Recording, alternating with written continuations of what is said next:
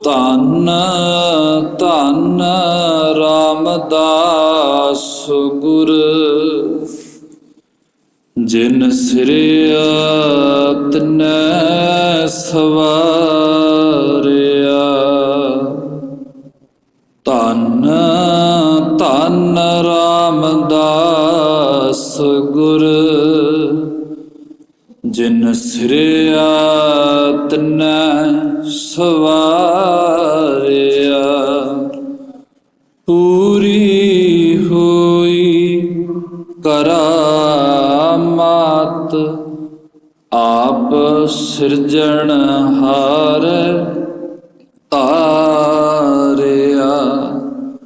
ਸਿੱਖੀ ਅਤੇ ਸੰਗਤੀ, ਪਾਰ ਬ੍ਰਹਮ ਕਰ ਨਮਸਕਾਰਿਆ।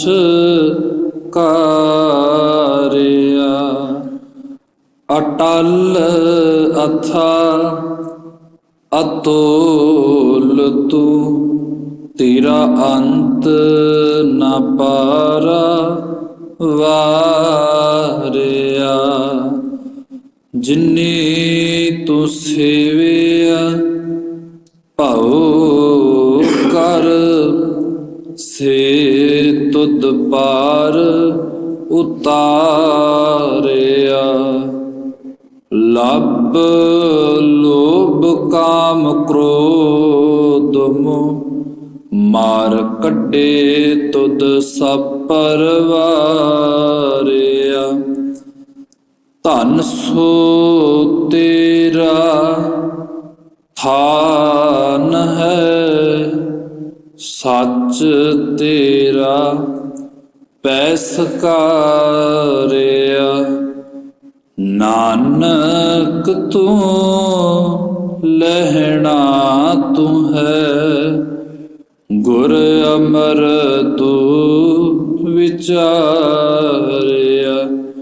ਗੁਰ ਡਿਠਾ ਤਾ ਮਨ ਸਦਾਰਿਆ। ਨਾਨਕ ਤੂੰ ਲਹਿਣਾ ਤੂੰ ਹੈ, ਗੁਰ ਅਮਰ ਤੂੰ ਵਿਚਾਰਿਆ। ਗੁਰ ਡਿਠਾ ਤਾ ਮਨ ਸਦਾਰਿਆ। ਰਾਜਾ ਨਾ ਰਾਜ,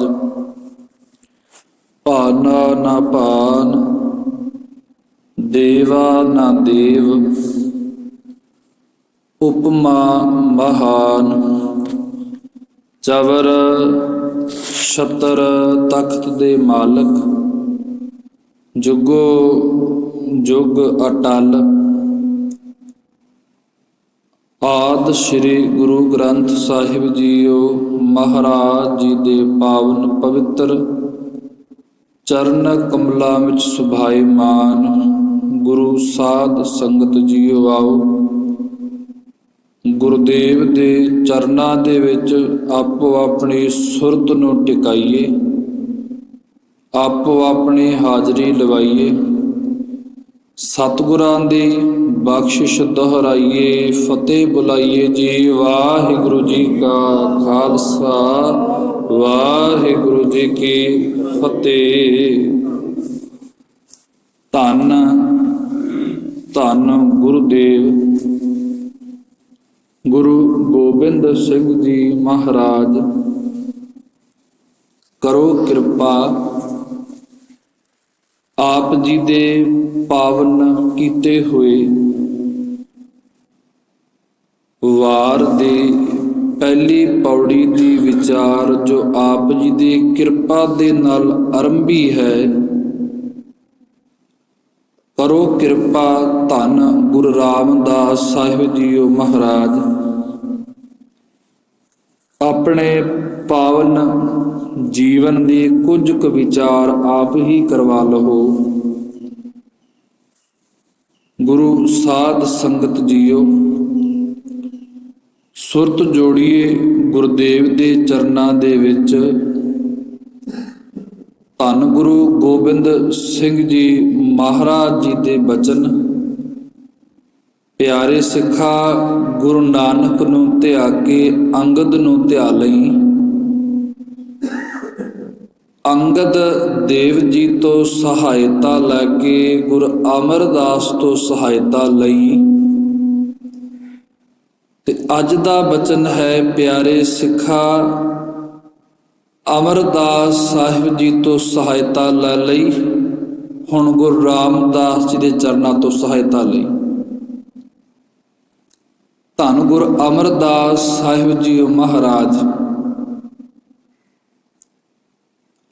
ਗੁਰਬਾਣੀ ਅੰਦਰ, ਧੰਨ ਗੁਰੂ ਗ੍ਰੰਥ ਸਾਹਿਬ ਅੰਦਰ 17 ਰਾਗਾਂ ਦੇ ਵਿੱਚ ਧੰਨ ਗੁਰੂ ਅਮਰਦਾਸ ਸਾਹਿਬ ਜੀ ਮਹਾਰਾਜ ਜੀ ਦੀ ਪਾਵਨ ਬਾਣੀ ਦਰਜ ਹੈ। ਜਦੋਂ ਵੀ ਕਿਸੇ ਦਾ ਮਾਤ ਪਿਤਾ ਦੁਨੀਆ ਤੋਂ ਚਲਿਆ ਜਾਏ, ਦੀਰ ਦੁਨੀਆ ਦੇ ਲੋਕ ਉਹਨੂੰ ਅਨਾਥ ਸ਼ਬਦ ਵਰਤਦੇ ਨੇ, ਤੇ ਗੁਰੂ ਨਾਨਕ ਸਾਹਿਬ ਦੀ ਜਿਸ ਤੇ ਕਿਰਪਾ ਹੋ ਜਾਏ ਉਹ ਅਨਾਥ ਦੀਨ ਦੁਨੀਆ ਦਾ ਮਾਲਕ ਬਣ ਪੈਂਦਾ ਹੈ। ਧੰਨ ਧੰਨ ਬਾਬਾ ਹਰਦਾਸ ਜੀ, ਮਾਤਾ ਦਇਆ। ਕਈ ਇਤਿਹਾਸ ਜਨਾਂ ਨੇ ਮਾਤਾ ਅਨੂਪੀ ਜੀ ਵੀ ਵਰਤਿਆ ਹੈ। ਗੁਰੂ ਰਾਮਦਾਸ ਜੀ ਦੇ ਮਾਤਾ ਪਿਤਾ ਭਾਈ ਹਰਦਾਸ ਜੀ ਅਤੇ ਮਾਤਾ ਦਇਆ ਜੀ, ਅਨੋਖੀ ਸ਼ਬਦ ਵੀ ਵਰਤੇ।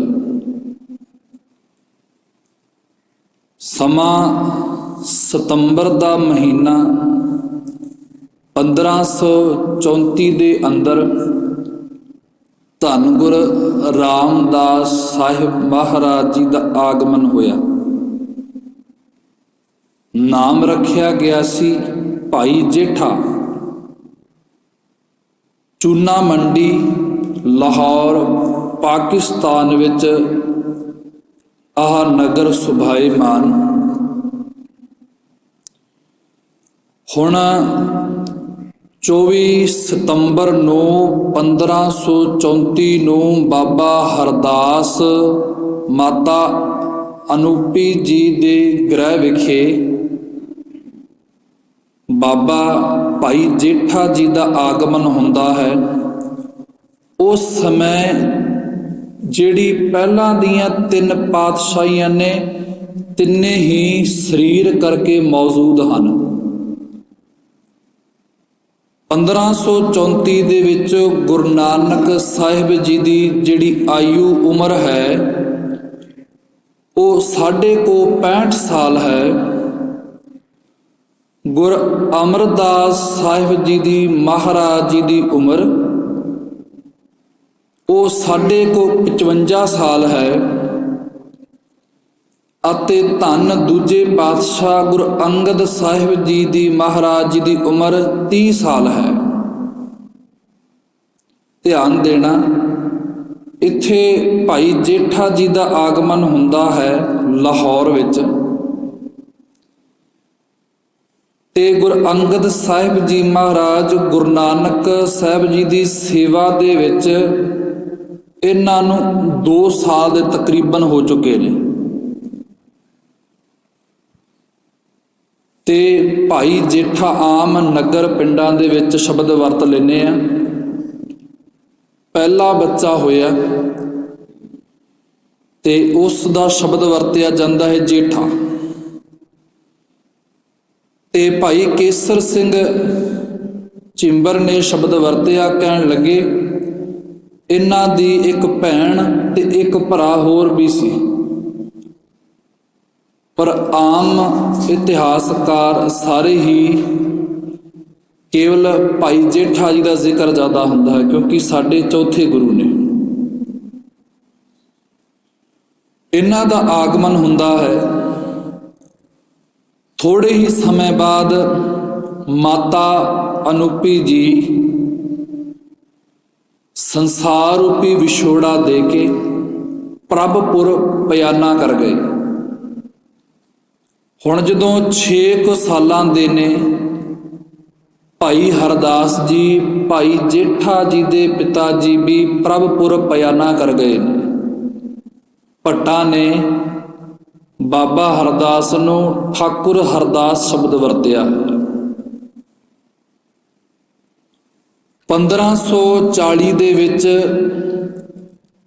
ਮਾਤਾ ਵੀ ਪ੍ਰਭਪੁਰ ਪਿਆਨਾ ਕਰ ਗਏ, ਪਿਤਾ ਵੀ ਪ੍ਰਭਪੁਰ ਪਿਆਨਾ ਕਰ ਗਏ। ਭਾਈ ਜੇਠਾ ਜੀ ਦੀ ਉਮਰ ਹੈ 6 ਕੁ ਸਾਲ। ਜਦੋਂ ਹੁਣ ਪ੍ਰੋਫੈਸਰ ਸਾਹਿਬ ਸਿੰਘ ਕਹਿਣ ਲੱਗੇ, ਨਾਨੀ ਪਹੁੰਚੀ ਹੈ ਲਾਹੌਰ ਦੇ ਵਿੱਚ, ਬੇਟੀ ਵੀ ਚਲਾਣਾ ਕਰ ਗਈ ਤੇ ਜਵਾਈ ਵੀ ਚਲਾਣਾ ਕਰ ਗਿਆ। ਦੋਤੇ ਨੂੰ ਸੰਭਾਲਣ ਵਾਸਤੇ ਹੁਣ ਲਾਹੌਰ ਪਹੁੰਚੀ ਹੈ। ਲਾਹੌਰ ਪਹੁੰਚੀ, ਗੁਰੂ ਨਾਨਕ ਸਾਹਿਬ ਕਹਿਣ ਲੱਗੇ, ਪਿਆਰੇ ਜਦੋਂ ਵੀ ਦੀਨ ਦੁਨੀਆ ਵੱਲ ਤੱਕੇਂਗਾ, ਜਦੋਂ ਤੇਰੇ ਘਰੇ ਖੁਸ਼ੀਆਂ ਦੇ ਖੇੜੇ ਨੇ, ਜਿੰਨਾ ਚਿਰ ਤੂੰ ਖੁਸ਼ ਹੈ, ਆ ਦੀਨ ਦੁਨੀਆ ਦੇ ਲੋਕ ਤੇਰੇ ਘਰੇ ਆਉਣਗੇ ਵੀ, ਤੇਰੀ ਵਾਹ ਵਾਹ ਕਰਨਗੇ ਵੀ। ਜਿੱਦਾਂ ਤੈਨੂੰ ਇਹਨਾਂ ਦੀ ਲੋੜ ਪੈ ਗਈ, ਕਹਿਣ ਲੱਗੇ ਇਹਨਾਂ ਦੇ ਵਿੱਚ ਕਿਸੇ ਤੇਰੇ ਸ਼ਰੀਕ ਨੇ ਤੈਨੂੰ ਆਦਰ ਨਹੀਂ ਦੇਣਾ। ਹੁਣ ਨਾਨੀ ਅਤੇ ਦੋਤਾ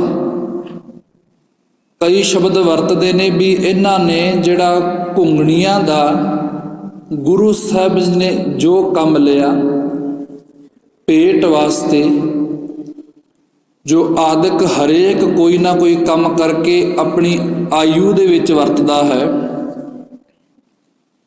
ਤੇ ਕੋਈ ਸ਼ਬਦ ਵਰਤਦਾ ਹੈ ਵੀ ਆਹ ਘੁੰਗਣੀਆਂ ਵਾਲਾ ਜੋ ਧੰਨ ਗੁਰੂ ਰਾਮਦਾਸ ਸਾਹਿਬ ਜੀ ਮਹਾਰਾਜ ਕੰਮ ਕਰਦੇ ਹੁੰਦੇ ਸਨ, ਉਹ ਗੋਇੰਦਵਾਲ ਲਾ ਕੇ ਕਰਿਆ।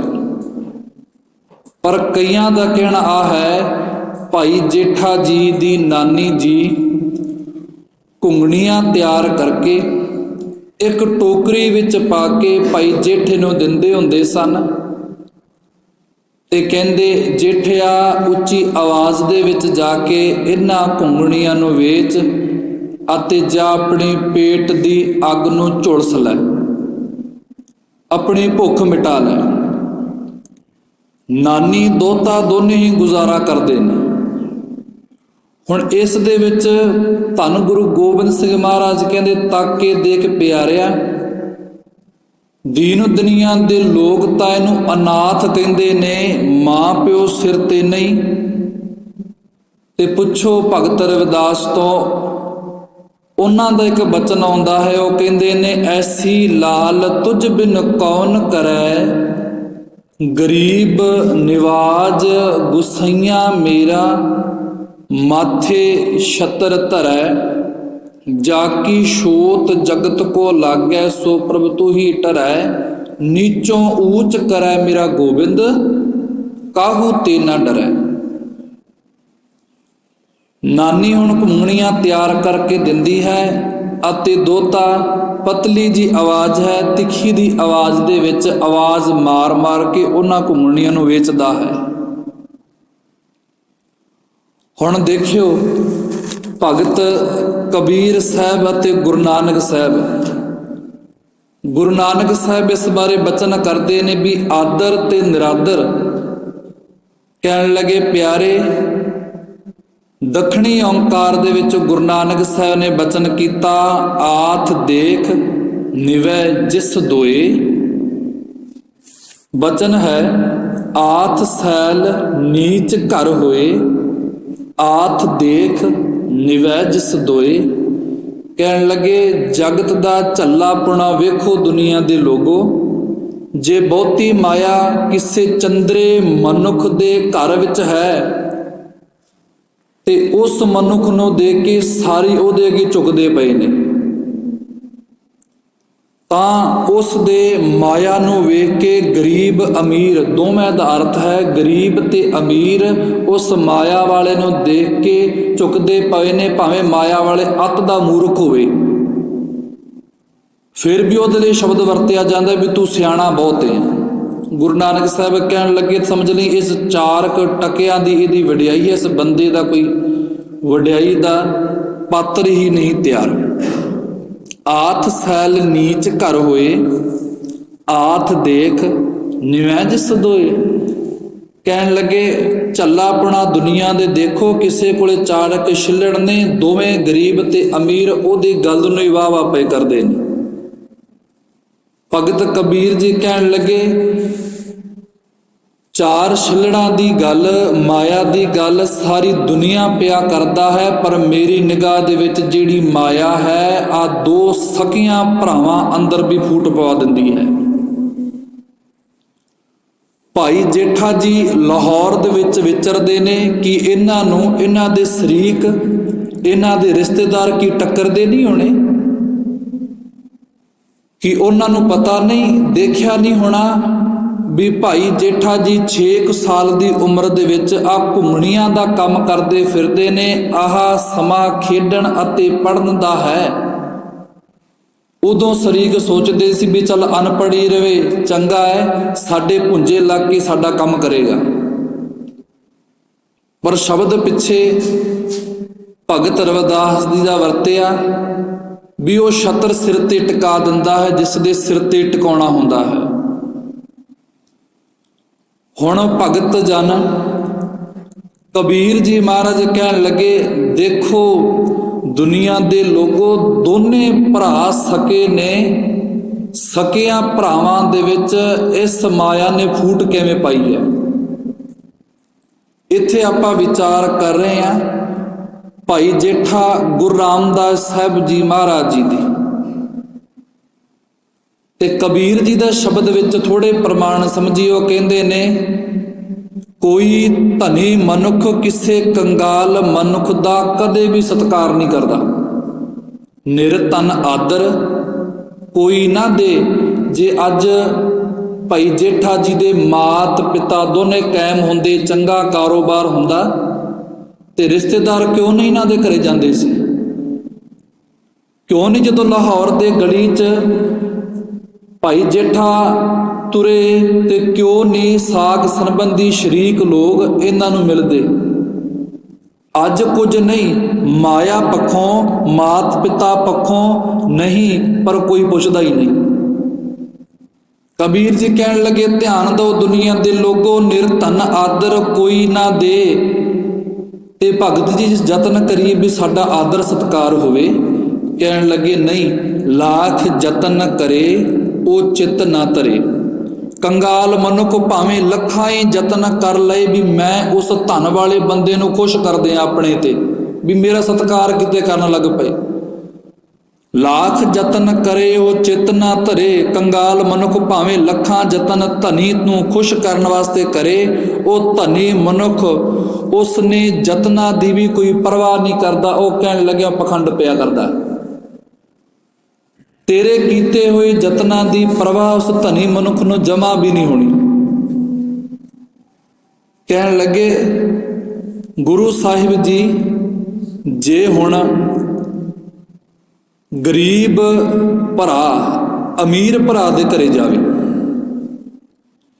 ਤੇ ਫੇਰ ਕੋਈ ਸਤਿਕਾਰ ਹੋਏਗਾ? ਕਹਿਣ ਲੱਗੇ ਨਹੀਂ, ਜਾਓ ਨਿਰਧਨ ਸਰ ਧਨ ਕਹਿ ਜਾਏ, ਆਗੇ ਬੈਠਾ ਪੀਠ ਫਿਰਾਏ।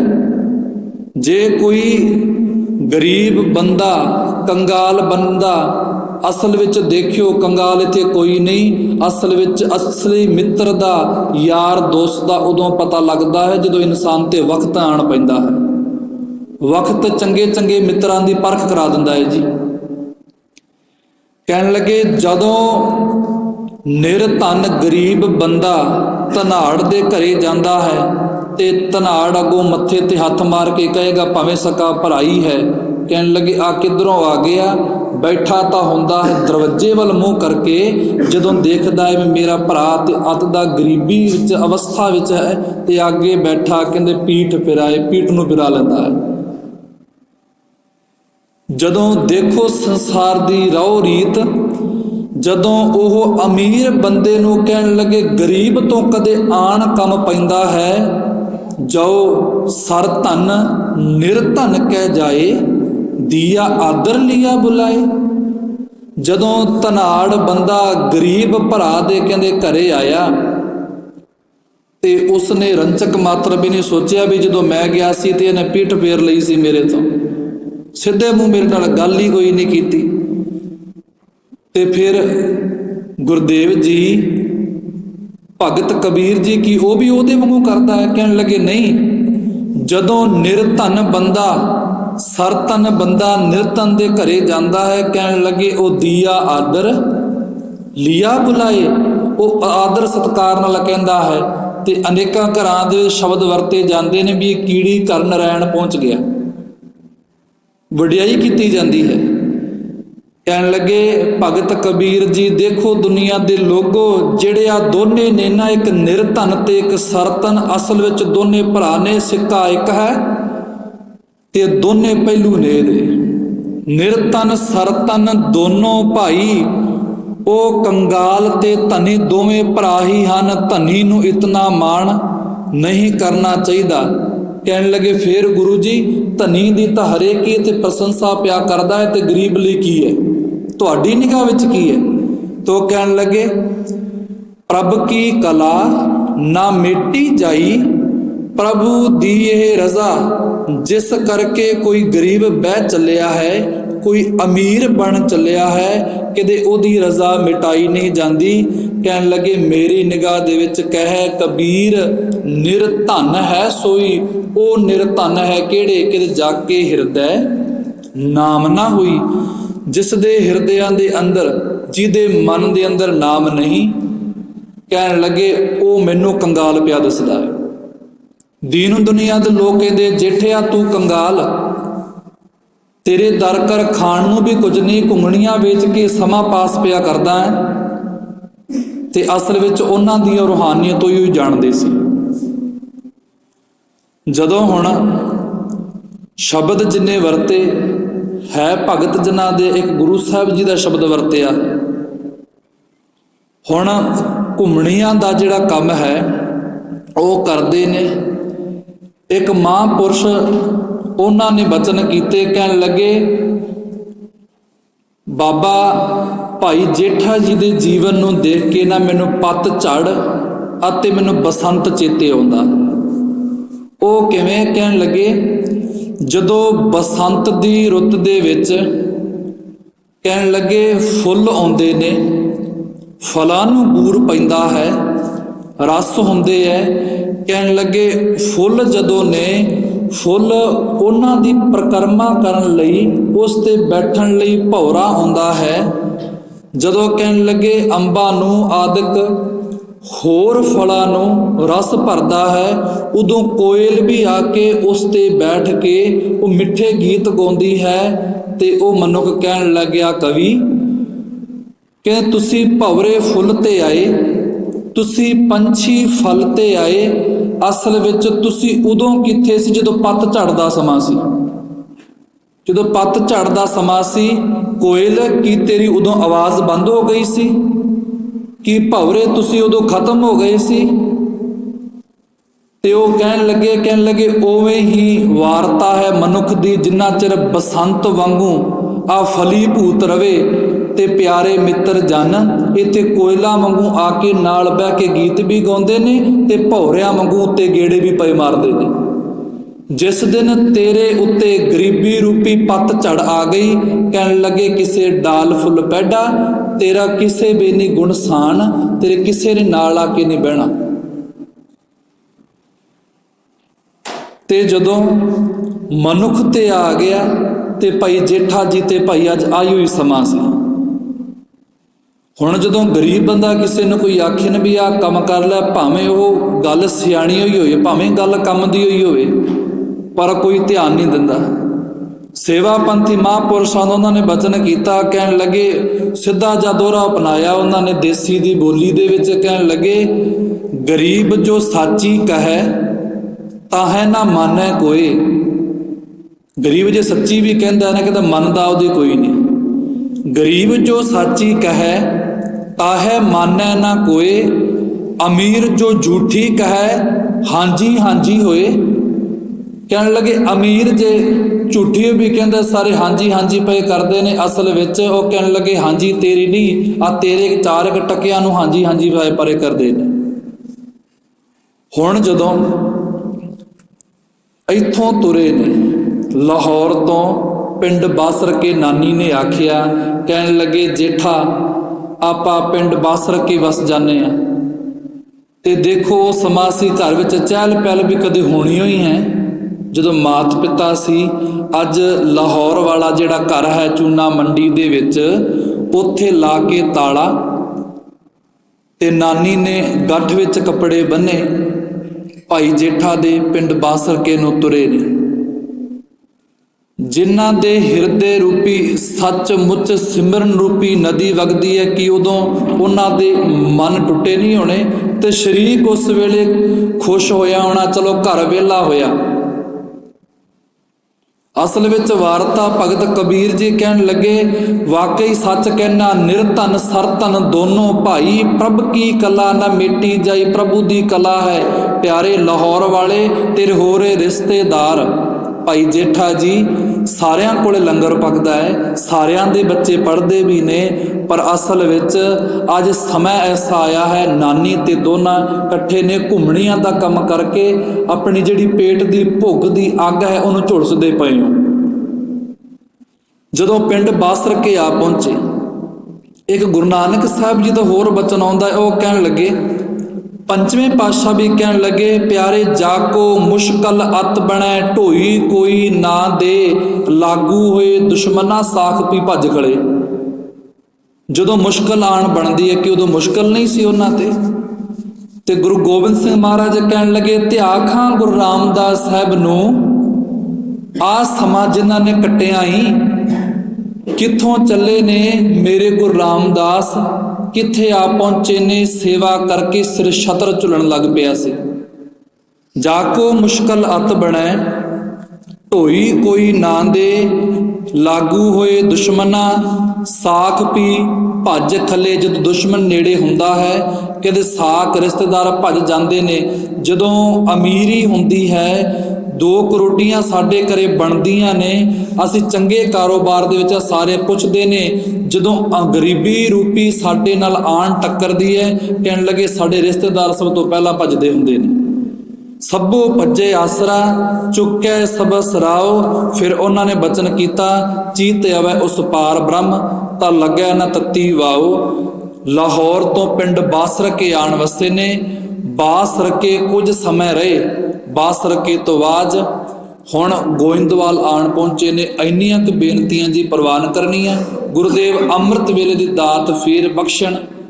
ਗੁਰੂਦੇਵ ਦੇ ਚਰਨਾਂ ਪਰ ਨਮਸਕਾਰ ਕਰਕੇ ਇਸ ਤੋਂ ਅੱਗੇ ਗੁਰੂ ਰਾਮਦਾਸ ਜੀ ਦਾ ਜਿੰਨੇ ਕੁ ਸੰਖੇਪ ਮਾਤਰ ਦੀ ਜੀਵਨ ਆਪਾਂ ਅਰਜ ਕਰ ਰਹੇ ਹਾਂ, ਉਨੇ ਕੁ ਬੇਨਤੀ ਪ੍ਰਵਾਨ ਕਰਿਓ। ਹੋਈਆਂ ਭੁੱਲਾਂ ਦੀ ਖਿਮਾ, ਗਲਤੀਆਂ ਦੀ ਮਾਫੀ ਜੀ। ਵਾਹਿਗੁਰੂ ਜੀ ਕਾ ਖਾਲਸਾ, ਵਾਹਿਗੁਰੂ ਜੀ ਕੀ ਫਤਿਹ।